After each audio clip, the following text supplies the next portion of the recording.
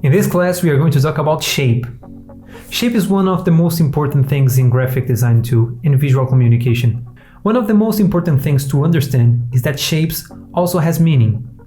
If you are using many pointy stuff, pointing typography to pointing images, you are going to be telling something. But if instead of it you use something more floaty, more round, you're going to be speaking something completely different. You have to know when to use pointy shapes and when to use rounded stuff, because you don't want to make a poster for a child party with lots of spikes and pointy stuff, because everything that surrounds child mostly are with rounded shapes, for example, not because of childs themselves, but because of the parents. Rounded shapes tends to have more of a safe value. It's more comfortable, it's not dangerous.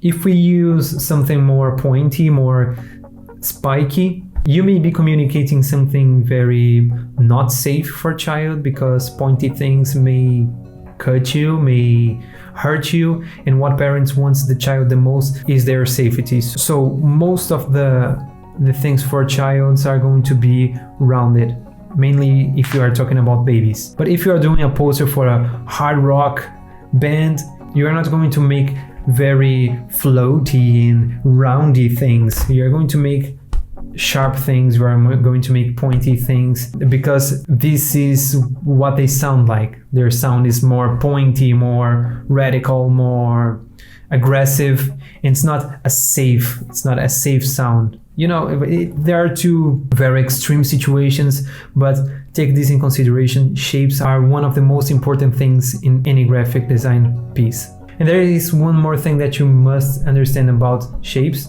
is that they also bring sounds with them. Depending on the language that you speak, if you speak English, if you speak Portuguese like me, if you speak Spanish, each shape may be linked to a different sound. If you speak English, the sound of the letter T, for example, usually is associated with a pointy shape. And if you don't speak English, why are you even listening to this course?